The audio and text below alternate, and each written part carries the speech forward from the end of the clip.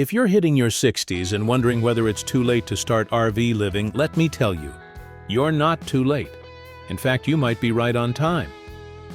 I've met folks well into their 70s who are thriving on the road, living simpler, fuller lives than they ever imagined. RV life after retirement isn't just possible, it can be one of the best chapters yet. In this video, I'm breaking down the key things you need to know before starting this journey at 60 or older. Let's dive in. Turning 60 brings a lot of changes, some planned, some unexpected. For many, it marks the start of retirement, or at least the slowing down of a full-time career. And that's exactly why it can be the perfect time to dive into RV living. You're no longer tied to a rigid schedule, you've got the freedom to travel, and hopefully, you're in a financial position where you can enjoy life without constantly watching the clock or stressing over the next paycheck. What really makes 60 a great age to start RV living is the mix of energy and wisdom. You've lived enough to know what matters and what doesn't. You've probably raised kids, paid off a house, or maybe you're looking to sell one, and you're ready to simplify. Trading in a mortgage and maintenance bills for the open road can be a huge weight off your shoulders. A lot of people think RVing is just for younger folks or full-time adventurers, but the truth is, retirees are the backbone of this lifestyle. Many of the full-time travelers I meet are couples in their 60s and 70s. They're out hiking national parks, exploring small towns, and enjoying every sunrise with a cup of coffee and a view that changes weekly. And they're doing it at their own pace, without feeling rushed or like they're missing out on anything. At 60, you also have the advantage of perspective. You know your limits, your preferences, and your comfort zone. You're less likely to get caught up in the flashiest rigs or the latest trends, and more focused on finding what truly works for you. Whether that's a cozy Class C, a fully loaded fifth wheel, or a simple camper van, you're making decisions based on decades of life experience, not just hype. And let's not forget the joy of having time. Time to visit grandkids, old friends, or places you've only ever seen on TV. Time to wake up when you want, go to bed when you're tired, and spend the hours in between however you like. Whether you're parked by a lake, boondocking in the desert, or spending a few weeks in a national park, RV life gives you the kind of freedom that's hard to find anywhere else. So if you're 60 and thinking it's too late to start this journey, think again. The road is open, the campgrounds are full of friendly faces, and your best adventures might still be waiting for you, engine warmed up and ready to roll. One of the biggest concerns folks have about RV living after 60 is health and comfort. And that's a valid thing to think about. When you're on the road, you don't have your regular doctor down the street, your gym just around the corner, or your favorite recliner in the living room. But here's the good news. With a little planning, it's totally doable to stay healthy and comfortable while living on the move. Let's start with the RV itself. Comfort starts with choosing the right rig. Look for one with features that support your needs, things like wider entryways, comfortable seating with good lumbar support, easy access bathrooms, and a bed you can actually sleep in without tossing and turning all night. Some RVs come with adjustable beds, larger showers, and even washer-dryer combos to make daily life smoother. Don't be afraid to test everything out at the dealership. This is your home, not just a vehicle. Now, staying active is another big piece of the puzzle. You don't need to be running marathons, but regular movement makes a huge difference. I like to stretch every morning, walk around the campground in the evenings, and throw in a light hike now and then. Many campgrounds have walking trails, and some even have fitness centers or yoga classes. You can also bring along resistance bands or light weights. They don't take up much space, but they go a long way in helping you stay strong and mobile. As for your health care, telemedicine has made it easier than ever to stay in touch with your doctors while you travel. You can schedule virtual checkups, refill prescriptions online, and even monitor things like blood pressure or glucose levels with mobile apps and devices. It's also smart to research urgent care centers and hospitals near wherever you plan to travel, just in case. And always keep a well-stocked first aid kit and a printed list of your medications and allergies. When it comes to eating well, RV kitchens are more capable than folks think. A small fridge, a 2 or 3 burner stove, and a bit of counter space can still turn out healthy, home-cooked meals. Stock up on simple staples, fresh veggies, canned beans, rice, oats, lean proteins, and try to avoid living off fast food and gas station snacks. I like to plan a few meals in advance and always keep some healthy options ready to go. Staying comfortable and healthy on the road at 60 or beyond isn't about being perfect, it's about being mindful.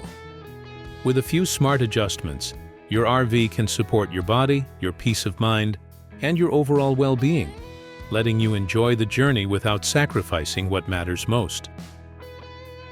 Starting RV life at 60 doesn't mean you have to become a mechanical genius or a tech wizard overnight. The basics are surprisingly simple once you take that first step.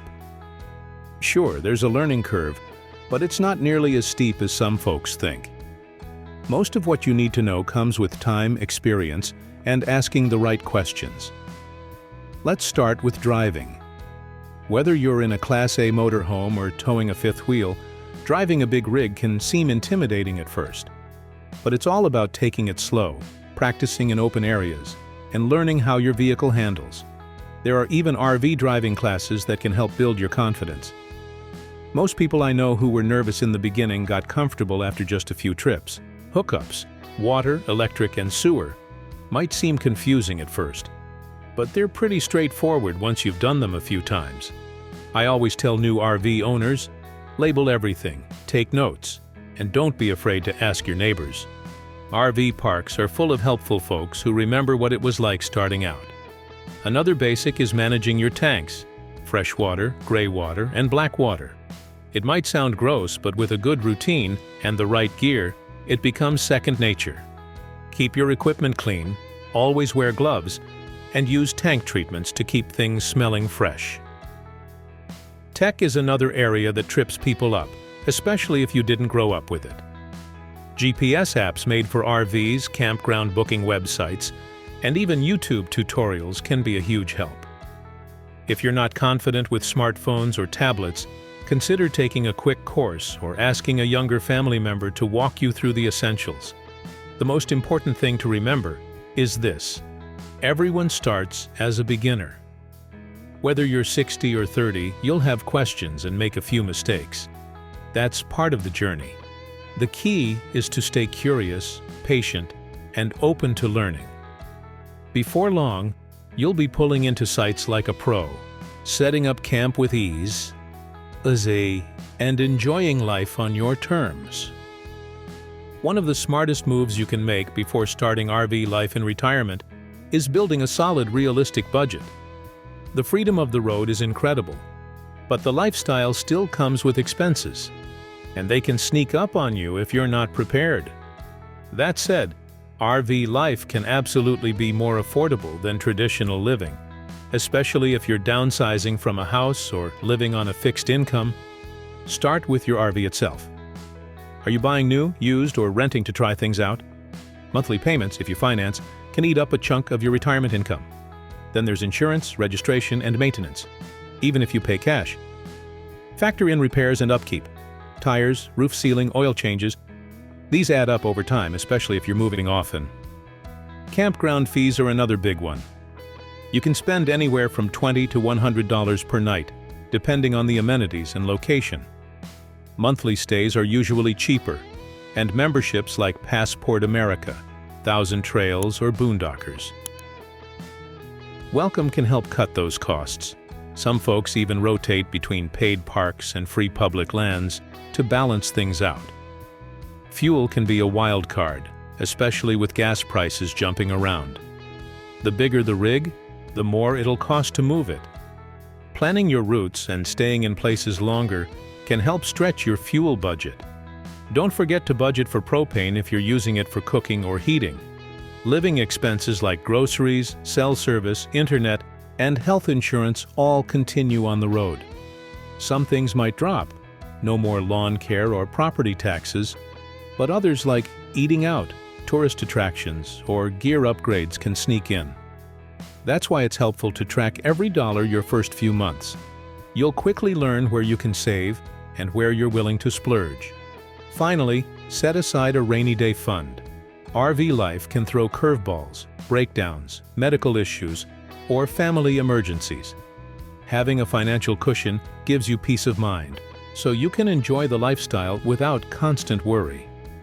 With the right planning, RV life in retirement can offer the freedom to explore without breaking the bank. It's all about knowing your numbers, living within your means, and focusing on what brings you joy. One of the biggest myths about RV life, especially when you start later in life, is that it's isolating. People worry they'll be out there alone, far from friends and family, and surrounded by strangers. But let me tell you, nothing could be further from the truth. In fact, the RV community is one of the most welcoming groups you'll ever come across, and it's easier than you think to build connections on the road. Campgrounds are naturally social places. Whether you're parked at a state park, a private RV resort, or a rustic boondocking site, there's something about the lifestyle that brings people together. It might be chatting over morning coffee, helping a neighbor back into their site, or swapping stories around a campfire. These little moments often turn into real friendships. Many RV travelers in their 60s and beyond find community through shared interests. You'll meet folks who love hiking, fishing, crafting, photography, or just plain relaxing with a cold drink.